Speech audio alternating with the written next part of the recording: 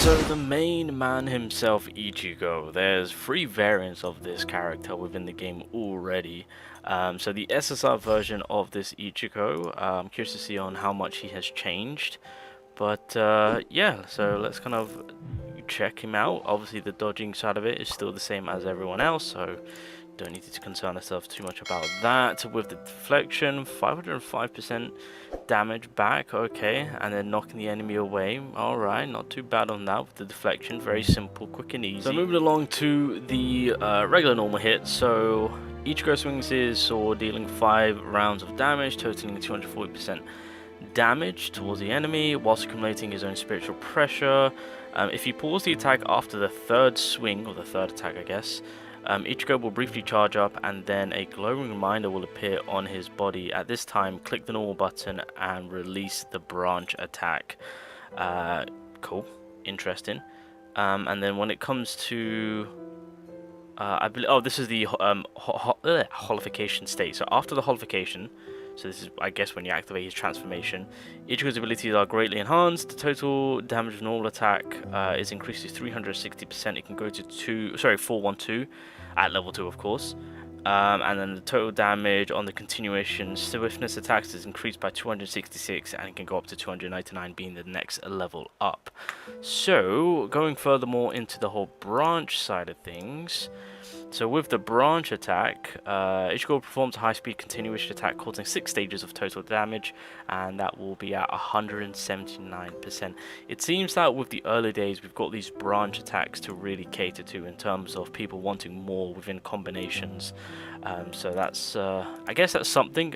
As time goes on with the game itself, as we get into it a little bit more when it officially releases and going furthermore on, we will get more in depth. I think for right now, I think the developers just kind of want to keep it basic and easy for people just to kind of get into, and I think once we get into the swing of things, it will get a little bit more in depth. That's my takeaway from it all. So core passive, branch attacks will prioritize enemies with the crescent fang applied to them. So this is I assume a tag that Ichigo can apply. So with the Crescent Fang, Ichigo's combat skills will apply a Crescent Fang to the target. Ichigo's branch attacks will prioritize enemies with that fang. Okay, so we can kind of tag the enemy and prioritize that enemy. Okay, so moving over to the enhanced passive that he has. So with this one right here, Ichigo's damage to enemies with the Crescent Moon increased by 18.75%. I was about to say, if we're tagging them just to prioritize them, that's not enough. I need more, and so here it is. So there we go. We get an extra 18% damage off on them. So that's yeah, we will gladly take that now. Gives us some more reason to target I guess the main boss or whoever we want to target. In the void state, or okay, each time you release a branch attack, the damage of the next special move, Black Crescent, will increase by 15%. This effect can be stacked up to 4 times. Okay, make note of that. Get more damage out of that, of course. And then lastly, with the last enhanced passive from Ichigo, when Ichigo's current critical hit rate exceeds 100%, every 1% overflow will be converted into an additional 1.5 critical hit damage. So this is one of the bigger reasons why. Oh, okay, well, no, wait a minute. Wait, no, Urahara would be perfect for this. But basically, if you furthermore support him with the critical support, yeah. Wait, so that means I would run Urahara and Komura, of course. Yeah, why not? Because I'm getting crit support on both ends. What? Yeah, okay, dope. Okay, we've already got a team ready for that, man. Alright, okie dokie. So, heading more into the skills now. So, here we go. This is where we can really pile on some damage. So, Ichigo releases a long-ranged attack, dealing 232% damage, and applying a layer of the Crescent Moon for 5 seconds. So, that's how we can really, well, for 5 seconds, yeah, that's more than enough time to get those damage off. When a combat skill hits an enemy, click the normal attack button. Ichigo will rush towards the enemy and immediately release a branch attack. Okay, that's fantastic. It's kind of close the gap. And then when it comes to the Holification mode, Ichigo can release a Getsuga Tensho twice in a row, causing 348, going up to 391. And the second causing 348. Okay, yeah, it's the same amount of damage basically. Okay, cool. Yeah, no, can't complain on that one. Consecutive hits. Yeah, we'll take those. We'll take those. And then this is, I believe this is the Holification. I think this is where the transformation becomes. So it is, as I thought. So Ichigo releases the power of the Hollow, immediately resets the cooldown of his skills, and it enters the Hollow mode state for 10 seconds. In the Hollow state, Ichigo gains the following effects: less likely to be interrupted by the enemy, greatly increases the damage caused, can release 2 skills in a row, health will not drop below 1, yeah, and then special move replaced by Black Crescent. And so with the Black Crescent, Ichigo releases a Black Crescent shaped Sky Blast containing the power of the Hollow, dealing 497% damage. Next stage is 559, of course, but it'll be probably maxed out when we use this Ichigo. Damage to the target, followed by an explosion that deals 1500. Again, it can go up to 1600 damage to the enemy. This skill can only be released once during the Holification state.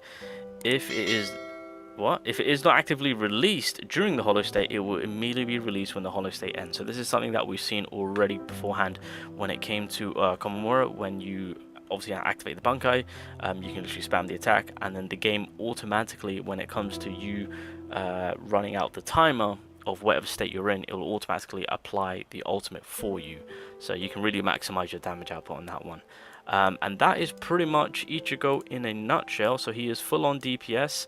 Holification state really just kind of turns him up a little bit, but the damage output that this man is going to produce is insane. So if we can actually furthermore push more support for him, then we can really get cooking, and that's exactly what we're gonna do. We're gonna let this man cook. So let's get Ichigo cooking. Oh, just before I get ahead of myself, what are his dupes looking like? Because I feel like a lot of people would want to dupe this man out. So when it comes to his basic attack, after releasing the combat skill, the critical hit rate of the branch attack will increase by 30% for 6 seconds with a maximum of 2 layers. Each time a critical hit is caused during the branch attack period, the cooldown time of the combat skill will be reduced by 0.5%. This effect can be triggered every 0.5 second. Jesus, okay. Alright, fan of that. And then furthermore catering. Oh, I don't even know what this is. I'm eager to see. What's this?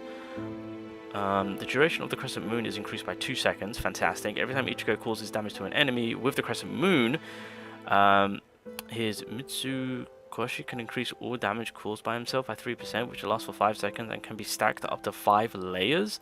When Ichigo is in the Hollow state, it can be increased of a maximum of 10 layers. Wait a minute, hold on. So this is, where is it? Where's that wording? Basically the Crescent Fang. When we tag the enemy, we can maximize. Okay, that makes sense. I was like, wait, what is that word?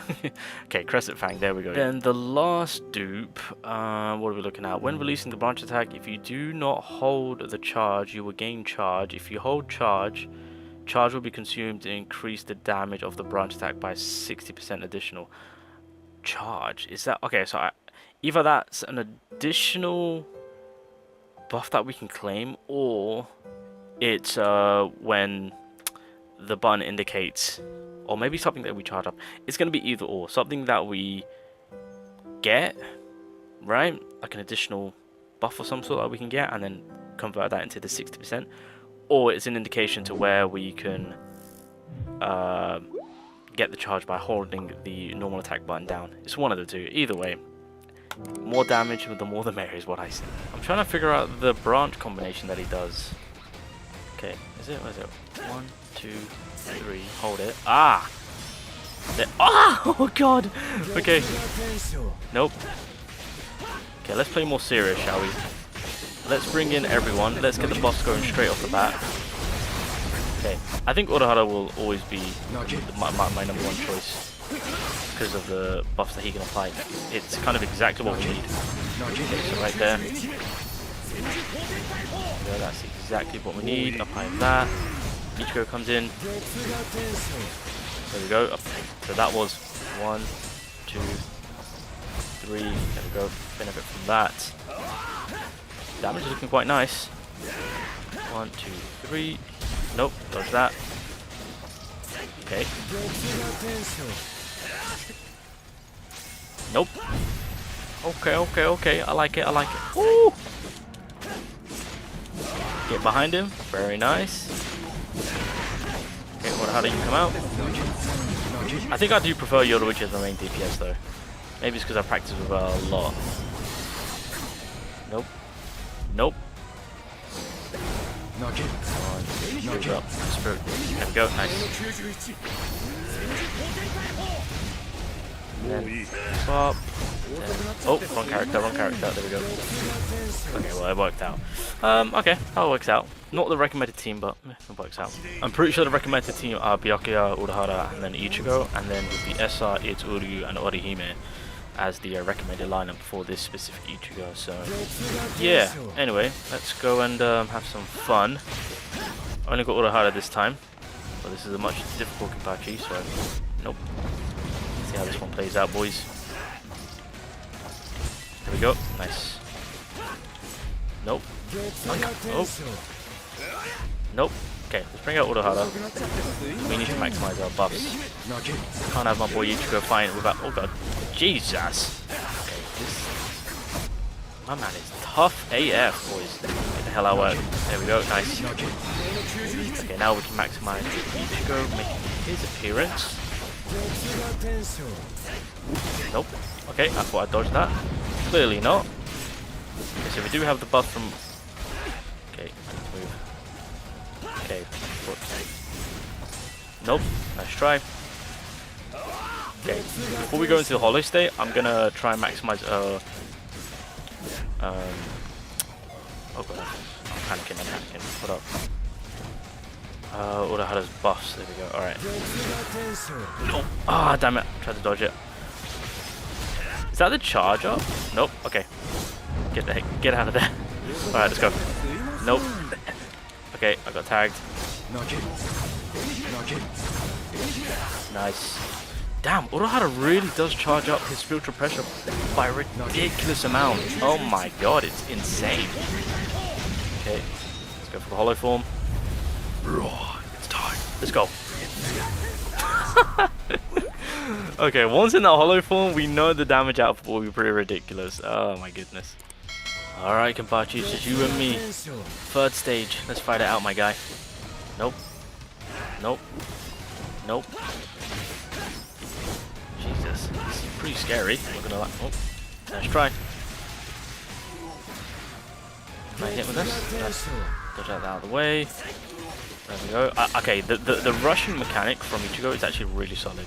Because you can just capitalize on dodging and then getting back into the swing of it.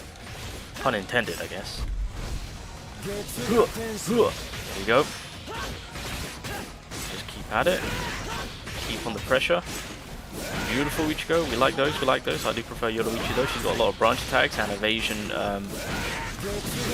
reward. Hollow form time. Let's maximize the hollow foam since I haven't used it as much. Damn, hold up. His damage output is ridiculous. What the frick? So I can literally just spam it because I'm not going to be losing my health, and I'm just, since he's practically dead.